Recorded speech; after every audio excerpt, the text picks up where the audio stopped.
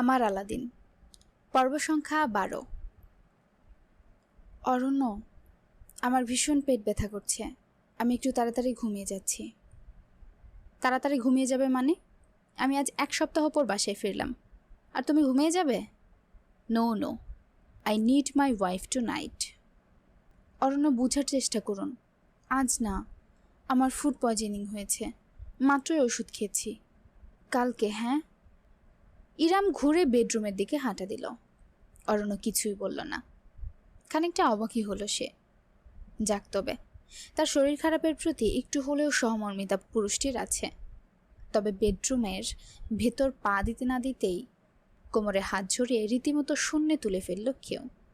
ভয়ে হালকা চিৎকার করে সে মাথা ঘুরিয়ে দেখল অরণ্যকে। হেঁটে গিয়ে অরণ্য তার শরীর ছুঁয়ে ফেলে দিয়েছে বিছানার উপর।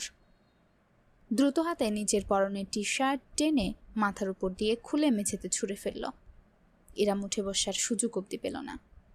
অরণ্য হামাগুড়ি দিয়ে উপরে উঠে এসেই তার পোশাকের চেন টেনে খুলতে খুলতে অধৈর্য গলায় বলল, একদম বাহানা দিবি না। তুই জানিস না তোকে আমার কতটা প্রয়োজন? 1 সপ্তাহের ক্ষুধার্ত পশুকে বলিস আরও একটা দিন অপেক্ষা করতে। নিজের শরীরকে সামলে সুস্থ রাখতে পারিস না, তোর দোষ। অপেক্ষা 1 মিনিটও হবে না, 1 সেকেন্ডও হবে না। অরণ্যের বুকে হাত দিয়ে ঠেকাতে চাইলেও লাভ হলো না। ইরামের 2 হাত শক্তভাবে ধরে বিছানার সঙ্গে জাপটে ধরে অরণ্য মুহূর্তেই নিচের ঠোঁট বসিয়ে দিল তার ঘাড়ে। ছটফট করল ইরাম। অসহায় হয়ে আর্জি জানালো, না না, please, shut the fuck off and take it. অতীতের ঘটনাটি মনে করতে চায়নি ইরাম, কখনোই নয়। বরং সক্রিয়ভাবে তার মস্তিষ্কের রাজত্ব করে নিল অতীতের স্মৃতিরা, ভয়েরা, কষ্টরা। কেঁপে কেঁপে উঠল ইরাম। সাইবান তার বদ্ধ 2 চোখের পাতায় চুমু ছুঁয়ে ঠোঁটের কাছে এসে থেমেছে। ছেলেটার তপ্ত নিঃশ্বাস ছুঁয়ে যাচ্ছে ইরামকে। দাঁতে নিজের ঠোঁট কামড়ে ধরল সে। উচিত হবে না। নিজেকে নিয়ন্ত্রণের বহু চেষ্টা করলেও শেষমেশ সম্ভবপর হলো না। সাইবান যে মুহূর্তে তার ঠোঁটের কাছে এগিয়ে গেল, ঠিক অমন সময়ে তার ঠোঁট গলে অস্পষ্ট আওয়াজটি বেরিয়ে এলো, না। জমে গেল সাইবান। চোখ পিটপিট করল। অদ্ভুত একটা ঘোরের মধ্যে থেকে বেরিয়েছে যেন মাত্রই। সামান্য একটু দূরে সরে ইরামের মুখটা দেখল। তার হাতের আঁচলায় রীতিমতো কাঁপছে রমণী। সাইবান জানে না তার বুকের ভেতর কেমন ভাঙচুর হলো। মৃদু গলায় শুধালো, নো। ঝট করে চোখ মেলে তাকালো ইরাম। তার চোখের মাঝে বিন্দু বিন্দু অশ্রুফোঁটা জমতে দেখা গেল। সাইবান অপলক চেয়ে রইল। ইরামের তরফ থেকে আর উত্তর এলো না, বাধাও এলো না। দীর্ঘ একটি প্রশ্বাস টেনে বুকে অক্সিজেন ভর্তি করে নিল সাইবান। নিজের উত্তপ্ত শরীরকে ঠান্ডা করার প্রচেষ্টা যেন। তার বৃদ্ধাঙ্গুল অতি যত্ন নিয়ে ইরামের চোখের কোণা মুছে ফেলল। পরপরই ঝুঁকে এলো সে। স্ত্রীর কপালে সর্বশেষ একটু আলতো চুমু এঁকে ফিসফিস করে বলল, ওকে। তৎক্ষণাৎ দূরে সরে দাঁড়ালো সাইবান। ইরাম বুঝি এতক্ষণে নিজের বুকের ভেতর আটকে থাকা নিঃশ্বাসটা ফেলতে পারল। অবাক নয়নে দেখে গেল সে সাইবানকে। তার স্বামী উল্টো ঘুরে বাড়ির ভেতর চলে গেল, অথচ ইরাম তখনও ঠায় দাঁড়িয়ে চেয়ে রইল তার পথপানে। জিমনেশিয়ামে এই সময়টায় মানুষ কম থাকে। সাইবান ট্রেনারের দেওয়া টাস্কগুলো শেষ করে এখন ট্রেডমিলের সামনে এসেছে। গত 10 মিনিট যাবৎ একটানা দৌড়ে যাচ্ছে সে, কানে হেডফোন গুঁজা। তাতে বাজছে তার নিজেরই রিমিক্স করা নতুন একটা ট্র্যাক, যেটা 2 দিন বাদে আসন্ন শোতে ব্যবহার করবে। ঘেমে গিয়েছে সে সম্পূর্ণ, যেন গোসল করেছে। তার টি শার্টটা খুলে আবারও দৌড়াতে লাগলো উদম শরীরে। এটা শুধুমাত্র মেন্স জিম, তাই বিশেষ কোনো ঝামেলার বালাই নেই। আলোর সংস্পর্শে আসতেই তার ত্বক জুড়ে সাজা ঘামের ফুটাগুলো চিকচিক করে উঠল। প্রশস্ত বুক এবং তাতে শক্তিশালী মাংসপেশি দৌড়ানোর সঙ্গে সঙ্গে বিকশিত আবার সংকুচিত হতে লাগল। আয়নার প্রতিফলনে নিজেকে দেখে সন্তুষ্ট হাসিতে হাসল সাইবান। এমনি এমনি পরিশ্রম করা হচ্ছে না। তবে পাশে রাখা ফোনে একটা কল আসতেই দৌড় থামিয়ে হাঁটতে হাঁটতে ফোনটা কানে তুলে নিল সাইবান। অনুরাগ কল করেছে। হ্যাঁ বল। ভারী নিঃশ্বাস ফেলতে ফেলতে বলল সাইবান। অনুরাগ ভুনিতা করল না। আবির মিনহাজরা এসেছে, দেখা করতে বলছিল। এক মুহূর্তের জন্য থমকে গেল সাইবান। তার চেহারায় একটা আধার ভার করল। পরক্ষণে আবার সে দূর থেকে হাঁটা জারি রেখে বলল, আচ্ছা, কোথায়? স্কুলের পেছনের বটগাছটার নিচে, 1 ঘন্টা বাদে। ঠিক আছে, আমি আসছি। You sure? দেখা হচ্ছে, রাখছি। ফোনটা কেটে দিল সাইবান। ট্রেডমিল বন্ধ করে প্রায় মিনিট খানেকের রেলিং ধরে মাথা নুইয়ে দাঁড়িয়ে রইল। তারপর তোয়ালে তুলে জিমের বাথরুমে চলে গেল। সেখান থেকে ফ্রেশ হয়ে নতুন এক সেট পোশাক পরে তারপর বাইরে চলে এলো। স্কুলের দিকটায় যাওয়া হয় না তার বহুদিন। বোধহয় গত বছর শেষ গিয়েছিল, তাও কিছু মিনিটের জন্য। হেঁটে বেরিয়ে গেছে। এই দেশের প্রতিটা প্রাপ্তবয়স্ক ছেলে মেয়ের মনেই নিজেদের ছোটবেলার স্কুলে একটা আলাদা জায়গা দখল করে রাখে। সাইবানেরও এই ক্ষেত্রে ব্যতিক্রম নয়। তবে স্কুলের স্মৃতিগুলো মিশ্র। এখানেই কলেজ শেষ করেছে, তারপর বিশ্ববিদ্যালয়ে ভর্তি। আবির, মিনাজ দুজনেই তার একেবারে ছোটবেলার বন্ধু। সে ক্লাস 3 থেকে বন্ধুত্ব। তারা সাইবান এবং অনুরাগ ছিল পুরো স্কুল থেকে কলেজ অবধি দাপিয়ে বেড়ানোর সব থেকে জনপ্রিয় বন্ধুদের গ্রুপ। যেমন তুখোর মেধা, তেমনি অংশগ্রহণের নাচ, গান, বিতর্ক সহ সব ধরনের ক্ষেত্রে। যে স্যাররা ক্লাসে বসে হাসাহাসি করার কারণে কান ধরে দাঁড় করিয়ে রাখত, তারাই আবার আড়ালে প্রশংসা করে বেড়াত। অমুক ঢাকা বিশ্ববিদ্যালয়ে চান্স পাবে, তমুক বুয়েটে চান্স পাবে, ইত্যাদি ইত্যাদি। সাইবানের ক্ষেত্রেও এমন ধারণা প্রচলিত ছিল। তার মা ডাক্তার, চোখ বুজে সাইবান ঢাকা মেডিকেলে চান্স পাবে, এটা সবাই বলতে পারত। আর কেউ না হোক, সাইবান টিকবেই টিকবে। অথচ সাইবান টিকল না, ডাক্তার হতে পারল না। মাথা ঝাঁকালো সাইবান। আশেপাশে তাকিয়ে দেখল কখন যেন বন্ধুদের কাছে পৌঁছে গেছে। বটগাছটা নজরে আসছে। দেওয়াল ঘুরে যেতেই শান বাঁধানো গাছে নিচে নিজের ছোটবেলার অবিচ্ছেদ্য প্রাণগুলোকে দেখতে পেয়ে কেমন যেন লাগলো বুকের মাঝে। এগিয়ে গেল সাইবান। অনুরাগ চলে এসেছে। নিজের বাইকে হেলান দিয়ে দাঁড়িয়ে কথা বলছে হাসি মুখে। আবির হাঁটুর উপর হাঁটু তুলে ঝাঁকাতে ঝাঁকাতে বাদাম ভাজা খাচ্ছে। মিজানও তার পাশে বসে আছে। দুটো ছেলের বেশভূষায় অসাধারণ পরিবর্তন এসেছে। সে স্বর্ণ ছাড়া কিশোর নেই কেউই। আবির ফর্মাল শার্ট প্যান্ট পরে আছে, বেল্ট দিয়ে সুন্দরভাবে ইন করা। পেছনে রাখা ব্যাগ থেকে সাদা অ্যাপ্রনের একটা অংশ বেরিয়ে এসে যেন কুটুকটি করছে সাইবানকে।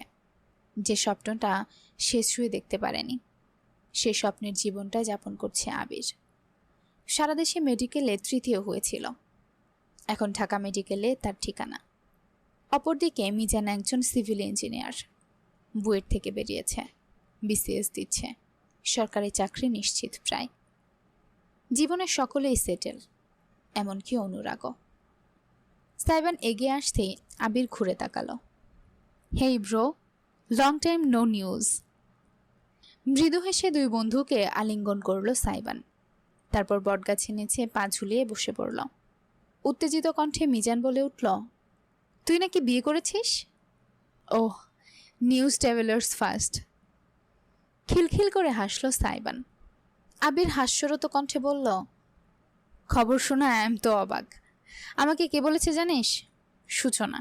সূচনা নাকি আবার জেনেছে রাশমিকার কাছ থেকে। পুরো ব্যাচের সবাই জেনে গিয়েছে। বাবারে বাবা, এত বড় বড় পোস্টের মানুষজন আমার খবর রাখে? বেশ তো, একেবারে সেলিব্রিটি ফিল পাচ্ছি। মজা করিস না, আমি বিশ্বাস করতে চাইনি।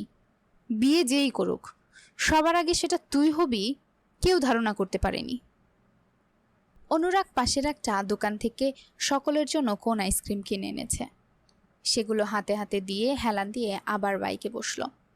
মন্তব্য করল, মনে হচ্ছে সাইবান বিয়ে করে ভালো করেছে। অন্তত এই উসিলায় তোমাদের মুখদর্শন তো পাওয়া গেল। হাসল সকলে। আইসক্রিমেও মনোযোগ দিল।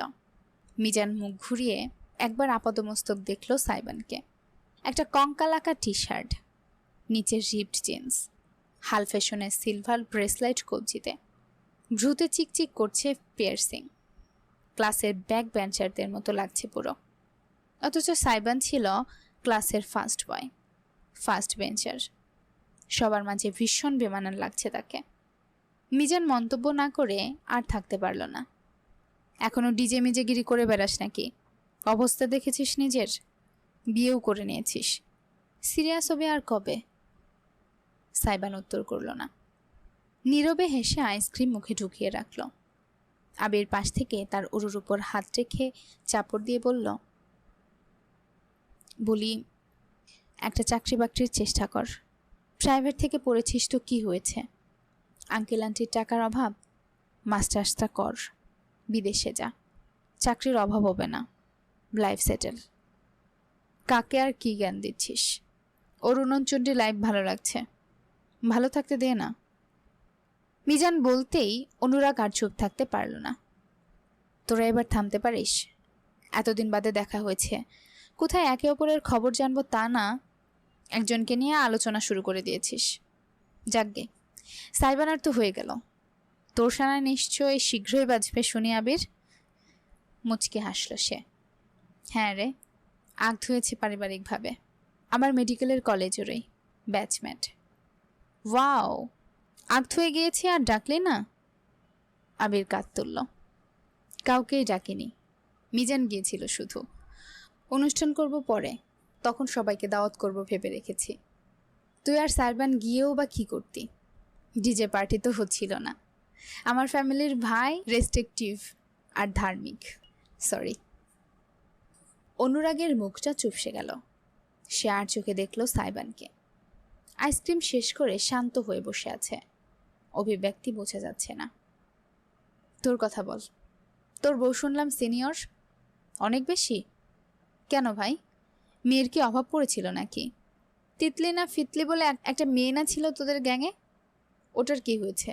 ওটাকে ধরতে পারিসনি? মিজানের কথায় টিটকেরি প্রকাশ পেল। আবির হেসে সায় জানালো, ঠিকই, তোকে অন্তত এমন পজিশনে মানায় না। নিজের মতো কাউকে পেলি না, নাকি কেউ মেয়ে দেয়নি? শেষমেশ বিয়ে করলি তো করলি একটা গোল্ড ডিগারকে। এতক্ষণ যাবৎ শান্ত থাকলেও এবার আর থাকলো না সাইবান। তীর্যক হেসে ঘুরে তাকালো আবিরের দিকে। গোল্ডের ভরি কত জানিস? তাও তো আমার বউ আমাকে ডিগ করেছে, তোর কাছে তো ডিগ করার মতোরও কিছু নেই। অপমানে আবিরের মুখটা টকটকে লাল হয়ে উঠল মুহূর্তেই। সাইবান বেপরোয়া, তার কোনো ভ্রুক্ষেপ নেই। লাফিয়ে সে উঠে দাঁড়ালো, নিজের প্যান্ট ছাড়তে লাগলো।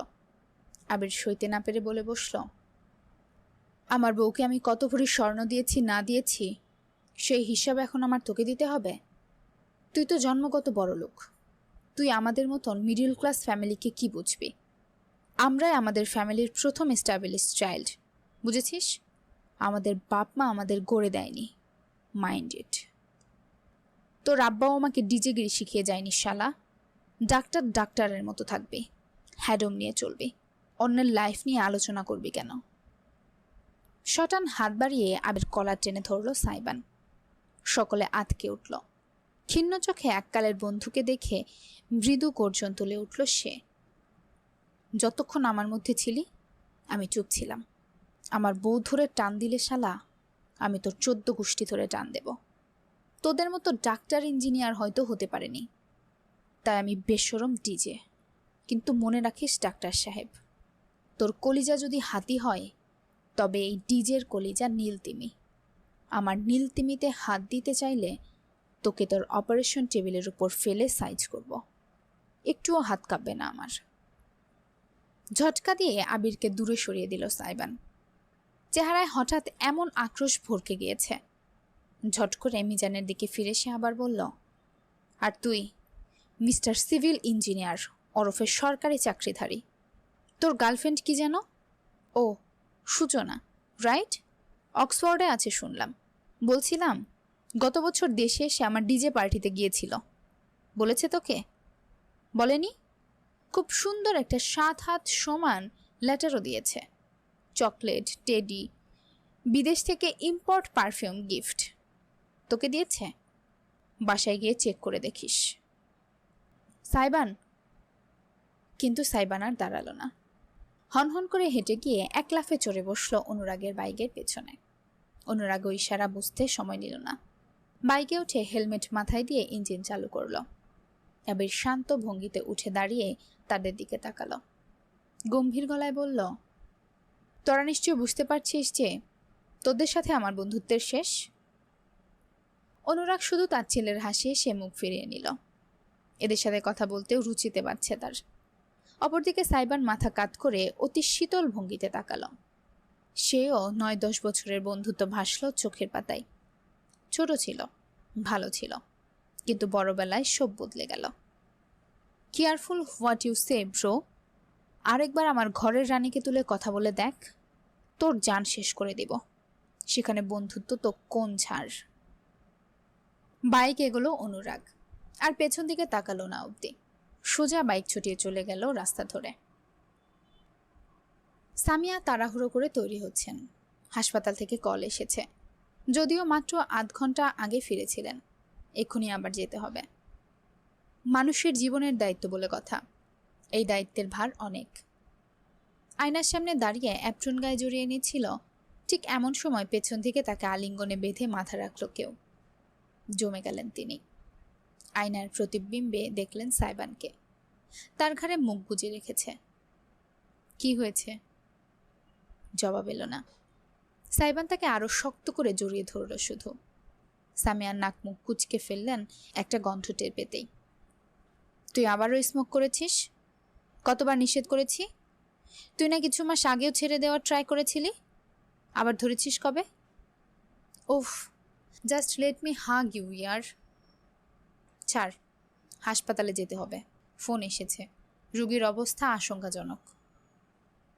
সাইবান তৎক্ষণাৎ মাকে ছেড়ে দিল, দূরে সরে গেল। Fine, go to your hospital. এইটুকু বলে ধপধপ পা ফেলে রুম থেকে বেরিয়ে গেল সে।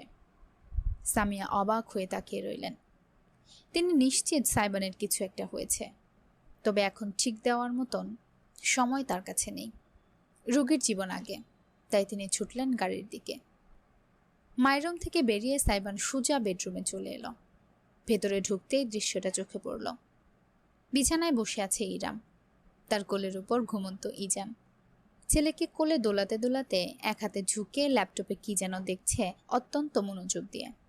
সাইবান দৃশ্যটার দিকে বেশ অনেকটা সময় একদৃষ্টে চেয়ে রইল। তারপর এগিয়ে গিয়ে বিছানায় উঠে পড়ল। ইরাম তাকে দেখে কিছুটা অবাক হলো।